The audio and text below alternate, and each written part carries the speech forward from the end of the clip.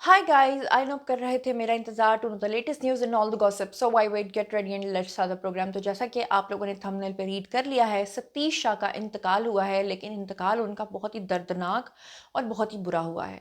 और अपनी ज़िंदगी में उन्होंने जो अपनी आखिरी सांस ली है, सिसक सिसक के, और दर्दनाक उनकी जो मौत हुई है, जो उनकी रूट कॉज थी डेथ की, वो क्या थी और उनको क्या बीमारी थी और इंडस्ट्री वालों ने उनके साथ क्या बदतरीन सलूक किया है, ये सब चीज़ें, उनकी बायोग्राफी, उनकी पूरी ज़िंदगी के बारे में जो है वो आज के वीडियो में मैं आपको बताऊंगी। इसके अलावा अभी कुछ ही दिन पहले गोवर्धन जो हैं उनकी भी डेथ हुई। और इसके बाद जो पूरा इंडिया है, बॉलीवुड है, वहाँ पे एक अजीब किस्म का समा है कि वन बाय वन जितने भी लिविंग लेजेंड्स थे वो सारे के सारे इस दुनिया से जाते जा रहे हैं। और इतनी ज़्यादा अमवात की क्या रीज़न्स हैं और ये सब कुछ जो है वो आज के वीडियो का हिस्सा होगा। इसके अलावा सतीश शाह की पूरी ज़िंदगी के बारे में, उनकी शादीशुदा ज़िंदगी के बारे में, उनकी बायोग्राफ़ी के बारे में, उनके एज़ाज़ात के बारे में, सब कुछ मैं आपको बताऊँगी उनकी ज़िंदगी के बारे में। तो चलिए जनाब, शुरू करते हैं आज का वीडियो। तो जनाब, ये जो सारी डिटेल है ये मैं वन बाय वन आपके सामने रख देती हूँ। अब ये जो भारतीय अदाकार हैं जी, सतीश शाह, ये भी चल बसे हैं, जिसके बाद भारत के अंदर जो है वो एक कोहराम मचा हुआ है। और इनकी फ्रेटर्निटी के जितने भी एक्टर्स थे या जो इनके दौर के एक्टर्स थे, वो इसके ऊपर बहुत बात करते हुए दिखाई दे रहे हैं। और ऑलमोस्ट सब लोगों ने ट्विटर के ऊपर, सोशल मीडिया पे, इंस्टाग्राम पे आकर अपने मैसेजेस तो दिए। लेकिन अनफॉर्चुनेट बात यह है कि आज के ज़माने में होता क्या है कि पहले लोगों के अंदर ना थोड़ी सी शर्म थी। लोग अपनी दोस्ती को, अपनी जान पहचान को कम से कम किसी की ज़िंदगी में यहाँ तक तो ज़रूर रखते थे पार्टिसिपेशन अपनी, कि अगर किसी की खुशी या गमी है तो उसमें शरीक होते थे। आज के ज़माने में क्या हो गया है, जब भी किसी के घर में कोई खुशी होती है तो कांग्रेचुलेशंस का एक मैसेज लिख देते हैं। और अगर किसी की इस तरह की फौतीदगी हो जाती है तो उसके ऊपर भी लोग जो है वो जाना पसंद नहीं करते। और यही सब कुछ जो है वो भारतीय अदाकार सतीश शाह के साथ हुआ है। ऑलमोस्ट बॉलीवुड की हर फिल्म का हिस्सा ये होते थे। 80s की फिल्में ले लें या 70s से मेरे ख्याल से उन्होंने काम करना शुरू किया था। मैं अभी उनकी सारी बायोग्राफी आपके सामने रखूंगी, लेकिन उनके फ्यूनरल पे मेरे ख्याल से बहुत ही कम लोग गए होंगे। बहरहाल आपको बता दूं कि भारतीय अखबार है जी, हिंदुस्तान टाइम्स, उन्होंने कहा है कि सतीश शाह की जो मौत है, अचानक मौत, उसने इंडस्ट्री और मद्दाहों को गहरे सदमे में डाल दिया है। मौत से एक रोज़ कबल उन्होंने अपनी आखिरी एक्स के ऊपर एक पोस्ट की थी, जिसमें उन्होंने आजहानी अदाकार शम्मी कपूर की याद में जज्बाती कलमात लिखे थे। अभी थोड़े दिन पहले गोवर्धन जो हैं उनकी डेथ हुई है, 2-4 दिन पहले, और फिर उनकी भी डेथ हुई है। और अनुपम खेर जो हैं, उनका एक मैं वीडियो मैसेज देख रही थी जिसमें वो रो रहे थे और फिर रोते-रोते उन्होंने पैगाम दिया। उन्होंने कहा कि ये सब मेरे साथी अदाकार हैं, ये सब मेरे ऑलमोस्ट एज फेलोज़ थे। हम सब ने मिलकर इकट्ठे फ़िल्मों में काम किया है और इस तरह से अचानक एक के बाद एक का जाना, आप समझ रहे हैं कि ये बॉलीवुड के लिविंग लेजेंड्स थे। लेकिन पिछले काफ़ी अरसे से इन लोगों को फ़िल्में नहीं मिल रही थी, काम नहीं मिल रहा था।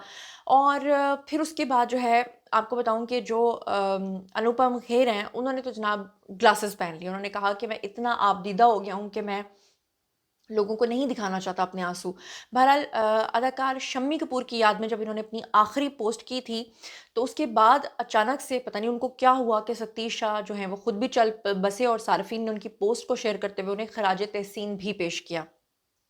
सतीश की मौत की खबर जो है वो उनके करीबी दोस्त और उनके फिल्म साज हैं जी, अशोक पंडित, उन्होंने सबसे पहले जो है वो मीडिया पे दी थी। और उसके बाद ही ये खबर जो है वो आगे फैली। एक्स के ऊपर आकर उन्होंने एक तस्वीर और वीडियो पैगाम के साथ कैप्शन लिखी थी कि सतीश शाह की मौत की तस्दीक करते हुए उन्होंने लिखा था कि चंद घंटे कबल उनका गुर्दा जो है वो फेल हो गया था, जिसकी वजह से वो चल बसे। उन्होंने बताया, सतीश शाह को मुंबई का एक हॉस्पिटल है जी, हिंदुजा, वहां पर ले जाया गया, जहां उन्होंने अपनी आखिरी सांस ली। और उनकी मौत जो है वो इंडस्ट्री के लिए एक बड़ा नुकसान साबित हुई। अच्छा, ये तो सिर्फ कहने की बातें होती हैं, जितना मर्जी बड़ा लेजेंड हो लोग भूल जाते हैं, लोगों को कुछ नहीं याद रहता।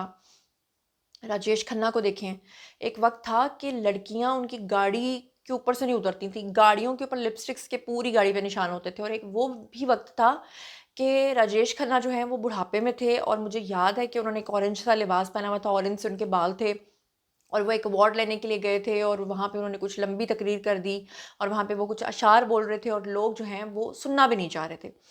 वक्त वक्त की बात है प्यारे, कोई किसी की कदर नहीं करता। बहरहाल रिपोर्ट में बताया गया कि सतीश शाह जो है वह कई माह से बहुत बीमार थे, उस वक्त किसी को ख्याल नहीं आया।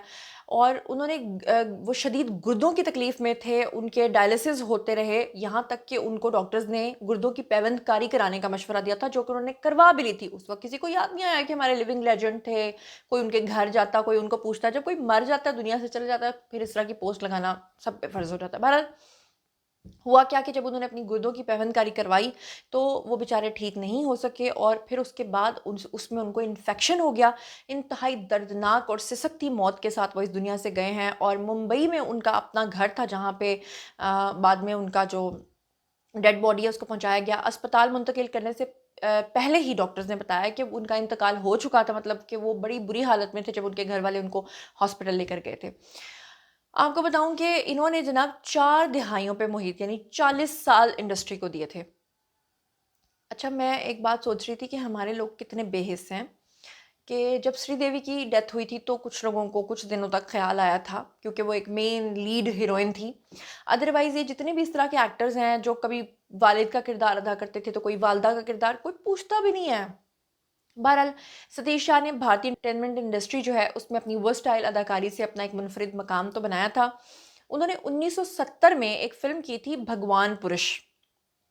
वहाँ से बॉलीवुड में उन्होंने सबसे पहले कदम रखा था और फिर एक दिहाई के बाद उन्होंने उमराव जान और एल्बर्ट पिंटो को गुस्सा क्यों आता है जैसी फ़िल्मों में अपनी जो पहचान है वो बनवाई थी। कल्ट कॉमेडी जाने भी दो यारो, इसमें उन्होंने लाश का एक किरदार अदा किया था और उसकी वजह से सबको वो यादगार एक रोल जो है वो याद रह गया था। इसके अलावा उन्होंने दिल वाले दुल्हनिया ले जाएँगे जैसी फ़िल्म में भी काम किया था। हम आपके हैं कौन, उस फ़िल्म का भी वो हिस्सा थे। हीरो नंबर 1, मैं हूं ना, फना जैसी हिट फ़िल्मों में भी उन्होंने काम किया था। और सबसे बड़ी बात ये कि उन्होंने तीनों खान्स के साथ काम किया, बल्कि चारों खान्स के साथ, सलमान के साथ, शाहरुख के साथ, आमिर के साथ और इसके अलावा सैफ अली खान के साथ, चौथे खान, उनके साथ भी उन्होंने तकरीबन हर बड़ी फ़िल्म में काम किया था। लेकिन जो इंडिया से लोग हैं वो मुझे ज़रूर बताइएगा कि शाहरुख खान के साथ तो उन्होंने एक साथ कई फ़िल्मों में काम किया था, पैर दर पैर। तकरीबन शाहरुख की हर फ़िल्म का हिस्सा वो होते थे। मुझे बताइएगा कि कितने खान्स जो हैं वो उनके फ्यूनरल पे गए थे, ये मुझे ज़रूर बताइएगा। बहरहाल यहाँ पर मैं आपको सतीश शाह की ज़िंदगी, करियर और मशहूर फ़िल्में जो हैं और उसके अलावा उनके जो एज़ाज़ात हैं और जो उनकी ज़िंदगी की बायोग्राफ़ी है, उसके बारे में जो-जो इन्फॉर्मेशन मेरे पास है, उसके बारे में मैं आपको आगाह कर देती हूँ। सबसे पहले बात कर लेते हैं तो जनाब उनका पूरा नाम था सतीश रविलाल शाह, ये उनका पूरा नाम था। तारीख़ पैदाइश की अगर हम बात करें तो उनकी थी जी 25 जून 1951, 1951 में वो पैदा हुए थे। मकाम पैदाइश जो है उनका वो महाराष्ट्र मुंबई था और अगर हम उनकी कास्ट की बात करें तो वो गुजराती थे और ये उनका जो बैकग्राउंड है गुजराती बैकग्राउंड। उसके बाद उनका जो इंतकाल है वो 25 अक्टूबर 2025 को हुआ है और उनकी उम्र जो है वो 74 साल थी और इससे पहले गोवर्धन की उम्र जो है वो 84 साल थी और अनुपम खेर की उम्र भी मेरे ख्याल से इसी के लगभग है, आगे पीछे ही है और वो इसीलिए काफ़ी ज़्यादा दुखी भी थे। बहरहाल ज़ाती ज़िंदगी की अगर हम बात करें तो उनकी अहलिया का नाम जो है वो मधु शाह था और बच्चे जो हैं उनके बारे में ज़्यादा तफ़सीलात उनके बारे में नहीं मिलती हैं। दीगर अगर हम चीज़ों की और इन्फॉर्मेशंस के बारे में बात करें तो मोस्टली उनकी ज़िंदगी में कोई स्कैंडल भी नहीं रहा और उनकी एक बड़ी अच्छी रिप्यूट भी थी, वेल रिप्यूटेड एक्टर थे और बहुत ही सीनियर और सुलझे हुए इंसान थे और अच्छा काम करते थे और इसी वजह से वो बार बार प्रोजेक्ट्स का हिस्सा बनते थे। बॉलीवुड की हर फिल्म के अंदर वो वालिद का किरदार या कोई कॉमेडियन का किरदार वो अदा कर ही रहे होते थे। समझ लीजिए कि हर फिल्म का वो एक हिस्सा होते थे। करियर की अगर हम बात करें तो उन्होंने सबसे पहले जो है वो 1970 से अपने करियर का आगाज़ किया था और फ़िल्म और टीवी दोनों में जनाब उन्होंने एक कदम रखा था। अहम टीवी शोज़ की अगर हम बात करें तो 1984 और 1986 में एक उनका आया था जनाब प्रोजेक्ट जिसका नाम था ये जो है ज़िंदगी। उसमें उन्होंने बहुत सारे किरदार निभाए थे जिसकी वज़ह से उनकी पहचान बनी थी। फिर उसके बाद 2004 में उनका एक प्रोजेक्ट आया था, शायद मैं इसको सही प्रोनाउंस कर पाऊँ, जिन लोगों ने देखा होगा वो ज़रूर बताइएगा, सराभाई करके, वीएस सराभाई जो है ना उनका एक प्रोजेक्ट आया था। फिर उसके बाद जनाब उनकी जो चंद अहम फ़िल्में हैं उसमें जाने भी दो यारो 1983 में आई थी, डिमेलो का किरदार उसमें उन्होंने किया था और बहुत सारे लोगों को वो याद रह गया था। कल हो ना हो 2003 में उन्होंने की थी, मैं हूं ना 2004 में उन्होंने की थी, ओम शांति ओम 2007 में उन्होंने की थी। यानी लगातार कंसेक्टिवली कई साल उन्होंने शाहरुख के साथ काम किया था। और इसके अलावा उनके करियर का दायरा जो है वो सिर्फ फिल्मों तक नहीं था, बल्कि वो टीवी भी करते थे, साथ में थिएटर करते थे, स्टेज भी करते थे, बड़े मुतहर्रिक एक्टर थे। और एजाज़ात और कामयाबियों की अगर हम बात करें तो इंडियन टेलीविज़न अकेडमी अवार्ड उनको मिल चुका है। बेहतरीन कॉमेडी रोल टीवी के लिए उनको मिला था, सराभाई वीएस सराभाई जो भी ये कैरेक्टर था, बेहतरीन कॉमेडी रोल में इनको ये जो है वो अवार्ड मिला था। और इसके अलावा भी उनको बहुत सारे नामज़दगियाँ, दीगर एजाज़ात मिले, जिसमें फ़िल्म, टीवी और सारे जो उनके प्रोजेक्ट्स हैं उसके ऊपर उनको अवार्ड्स मिले थे। चंद काबिल ज़िक्र हक़ाइक़ की अगर हम बात करें तो उन्होंने ये जो ज़िंदगी है में 55 मुख्तलिफ़ किरदार अदा किए थे, जो कि एक इतना वर्सटाइल एक्टर कर सकता है कि लगातार 55 कैरेक्टर्स। उसके अलावा उन्होंने ऐसी फ़िल्मों का भी वो हिस्सा रहे हैं कि जिन्होंने कामयाबी के तमाम रिकॉर्ड्स तोड़े हुए हैं। अब जहाँ पे मैंने इतनी हिट फ़िल्मों का नाम लिया, वहीं पर एक ऐसी फ़िल्म जो सलमान खान की फ़िल्म थी, माधुरी की फ़िल्म थी, जो कई सालों तक चलती रही, ब्लॉकबस्टर हुई, मैं बात कर रही हूँ हम आपके हैं कौन में। 1994 में उन्होंने ये फ़िल्म की थी। इसके अलावा 1978 में जब उनके करियर का आगाज़ था, उसमें अरविंद देसाई की अजीब दास्तान, इसमें भी उन्होंने काम किया था। फिर 1995 में दिल वाले दुल्हनिया ले जाएँगे जैसी फ़िल्म भी उन्होंने की थी। यानी आप देखें कि शाहरुख खान की हर फ़िल्म में वो मौजूद थे। फिर जैसे कि मैंने आपको बताया है कि दिलवाले दुल्हनिया, कल हो ना हो, मैं हूं ना, ओम शांति ओम और रावण के अंदर भी वो थे। यानी शाहरुख की हर फ़िल्म में वो थे। लेकिन बात ये है कि लोग भुला दिए जाते हैं। लोगों को उनकी तकलीफ़ में कोई याद नहीं करता। और अगर वो अपनी तकलीफ़ में किसी को याद करते हैं, किसी को कॉल करते हैं, तो लोग फ़ोन इसलिए इस गम से नहीं उठाते कि कहीं हमसे कोई मदद ना माँग ले। सोचिए कि आज हम किस कदर इख़्लाक़ी पस्ती और इख़्लाक़ी गिरावट का शिकार हो चुके हैं।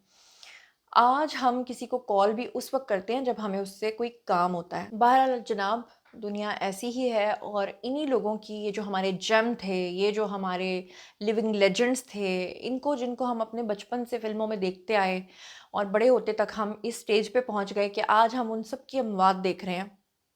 सच्ची बात पूछें तो उन सब का हशर-नशर देख रहे हैं, उन सबको इस दुनिया से जाते हुए देख रहे हैं। तो इस बात का बहुत कवी इम्कान और एहसासात पैदा हो रहे हैं कि वाक़ई ये सच है कि दुनिया आपकी कभी कोई कदर नहीं करती। जब तक आप काम कर रहे हैं तो आप याद रहेंगे, उसके बाद लोगों को भूल जाता है। तो इसलिए लोगों की खुशी की खातिर जो है वो अपनी ज़िंदगियों को दाँव पे मत लगाओ, डिप्रेशन का शिकार मत हो, अच्छी ज़िंदगी गुज़ारो, खुशहाल रहो और अपने लिए जियो। तो बहरहाल जनाब, ये था आज का वीडियो। बारी है जी आप लोगों की कमेंट सेक्शन में। बताइए कि आप कहाँ से ये वीडियो देख रहे हैं, किस मुल्क से देख रहे हैं, किस शहर से देख रहे हैं और आप इन तमाम चीज़ों के बारे में क्या सोचते समझते हैं। और अगर आपकी भी कोई पसंदीदा शख्सियत है शोबिज़ की नगरी से या कोई भी जिसके बारे में आप बायोग्राफ़ी जानना चाहते हैं, तो मैं उस पे भी रिसर्च करके वीडियो बना दूँगी। इसी के साथ मुझे दीजिए इजाज़त। अपना बहुत-बहुत ख़्याल रखिएगा। अल्लाह ने के बाद।